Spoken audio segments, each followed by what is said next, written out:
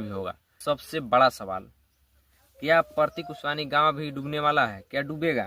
तो दोस्तों अभी तक नमस्कार दोस्तों, आज मैं बताने वाला हूं झारखंड के गढ़वा जिले प्रतीक कुशवानी गांव सोन नदी से जुड़ी बांध परियोजना को लेकर।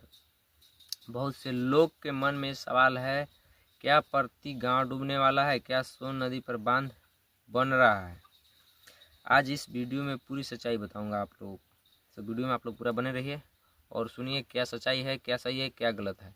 क्योंकि अफवाहें बहुत फैल रही है कि प्रतीक गांव भी मेरा चपेट में आने वाला है, गढ़वा जिले के अंतर्गत जो ये आता है। और बहुत सारे कुछ बातें ऐसे हैं जो अभी लोग भी कंफ्यूज हैं, लोग तरह तरह की बातें कर रहे हैं। तो इस वीडियो में आज मैं क्लियर करने वाला हूँ, वीडियो को आप लोग पूरा देखिएगा। प्रतीक कुशवानी एक वास्तविक गांव है। यह झारखंड के गढ़वा जिले के तार ब्लॉक में स्थित है। यह गांव गढ़वा जिला मुख्यालय से लगभग 70 से 80 किलोमीटर दूर है। यह एक ग्राम पंचायत भी है। यह करीब 4,500 से ज़्यादा यहाँ लोग बात करते हैं बांध परियोजना की। जो लोग अफवाहें इसमें फैला रहे हैं कि बांध बंधने से मेरा गांव भी प्रतीक कुशवानी जो है वो भी डूबने वाला है, और कुछ तरह तरह की बातें जो फैलाई जा रही है अभी।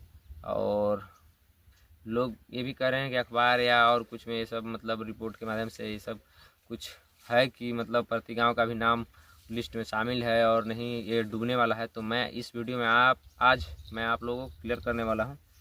जो हम गूगल जेमिनाई के माध्यम से जब देखे तो उसमें कुछ हमें रिपोर्ट इस प्रकार इसमें दिखा रहा है। अब तक यह बांध सोन नदी पर सीधे नहीं बन रहा है। ये भी एक सच्चाई कि सीधी सोन के ऊपर ये बांध बन भी नहीं रहा है। यह नॉर्थ कोयल नदी पर बनाया जा रहा है, जो गढ़वा से मोहम्मदगंज बराज से जो ये निकलता है, कोयल नदी के नाम से वो प्रसिद्ध है।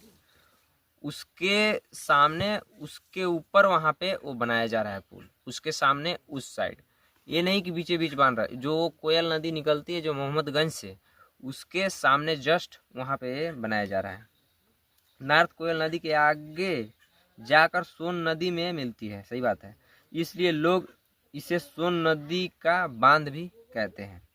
इस परियोजना को भारत की केंद्र सरकार ने मंजूरी दी है। प्रधानमंत्री की सरकार और जल शक्ति मंत्रालय इसे आगे बढ़ाया है।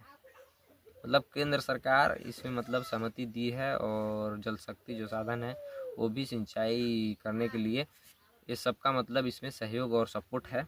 और देखिए आगे भी, साथ ही झारखंड और बिहार सरकारों भी इस परियोजना में शामिल है। बिहार के भी सरकार है इसमें अपना सहमति बना रही है, दे रही है, क्योंकि भाई उसे तो भी तो लाभ है। इस बांध का मुख्य उद्देश्य किसानों को पानी देना है, सूखे इलाकों में सिंचाई की सुविधा बढ़ाना है और क्षेत्र का विकास करना है। बात तो सही है कि ये तो होगा ही कि अगर बनेगा तो बिजली पैदा उत्पादन भी होगा, लोगों की सिंचाई के लिए पानी भी जाएगा और लोग का विकास भी होगा। लेकिन जहाँ तक एक बात है सही, वहाँ तक एक तरफ चिंता का भी बात है। चिंता का विषय कि लोग बोल रहे हैं कि ऐसे 2, 4, 5 गांव हैं जो इसके चपेट में आ सकते हैं। तो उसके बारे में क्या है कहा वो भी सुन लीजिए।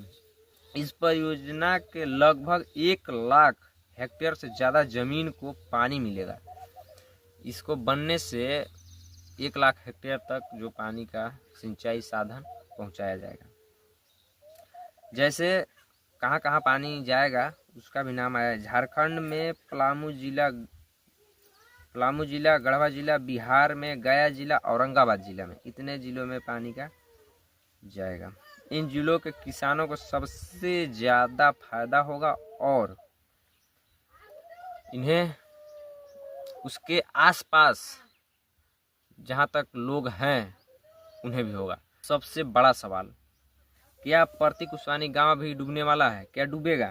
तो दोस्तों अभी तक किसी भी सरकारी सूची में प्रतीक कुशवानी गांव का नाम डूब क्षेत्र में शामिल नहीं है। अब तक कहीं भी कोई रिपोर्ट के माध्यम से कोई मतलब कहीं कोई लोग भी या कोई रिपोर्ट या कोई सरकारी सूची या मतलब किसी तरह की बातें में ये दावा नहीं किया गया कि मतलब प्रति गांव डूबने वाला है चाहे डूब क्षेत्र में आ रहा है। ऐसा कुछ नहीं है, सो घबराए नहीं।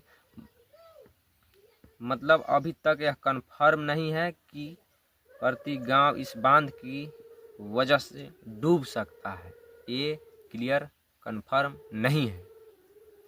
लेकिन जिन गांवों के डूबने की बात सामने आई है उसका नाम भी सामने आया है।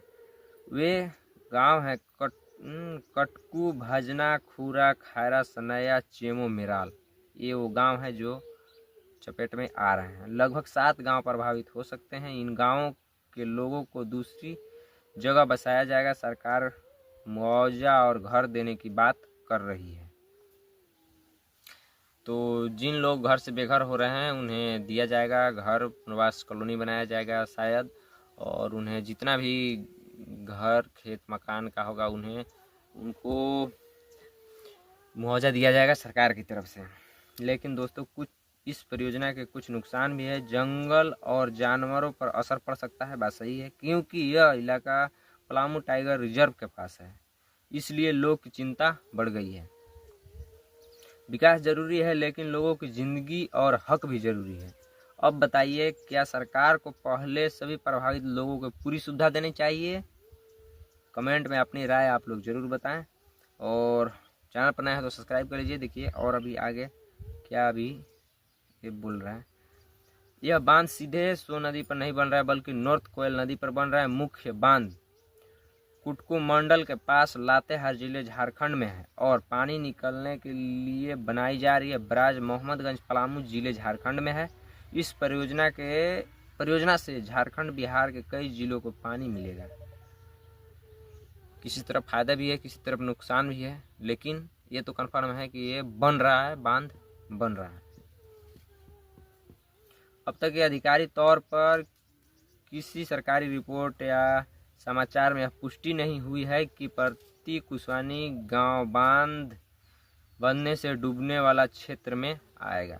ये कुछ लोग यह बात सुना फैला रहे हैं, लेकिन जरूरी दस्तावेज में अभी तक प्रति गांव का नाम डूबने वाला नहीं दिखा है। कुछ वजहें ये हो सकती है, प्रति गांव के आसपास सोन नदी, अन्य नदियां हैं, तो लोग सोचते हैं कि अगर पानी बढ़ेगा तो गांव डूब सकता है। मीडिया में बांध के कारण कई गांव का नाम आया है। कुछ खबरों में बताया गया है कि लगभग 7 गांव परियोजना के कारण प्रभावित हो सकते हैं। वही गांव को जिसका मैं नाम आप लोगों को बताया, वही गांव आ सकते हैं। इससे प्रति गांव हमारे गांव का मतलब कुछ संबंध इससे नहीं है। और देखिए भी क्या बोल रहा है। बहुत से लोग कह रहे हैं कि प्रति गांव भी डूबने वाला है, लेकिन अब तक किसी भी सरकारी रिपोर्ट समाचार में यह पुष्टि नहीं किया गया कि प्रति कुशवानी गांव हमारा डूबने वाला है। जिस गांव का नाम आया है वो 7 गांव कोई अलग गांव है जो हमारे झारखंड में ही स्थित है। झारखंड माने राज्य में ही हमारा है वो गांव है। हम लोग का इधर में भी कुछ नहीं है। लोग कमेंट जरूर करें कैसा लगा मेरा वीडियो ये, और कमेंट करें और बताएं। जो अगर होगा तो मैं नेक्स्ट वीडियो बनाने का कोशिश ज़रूर करूँगा। सो आज के लिए बस इतना ही। जय हिंद।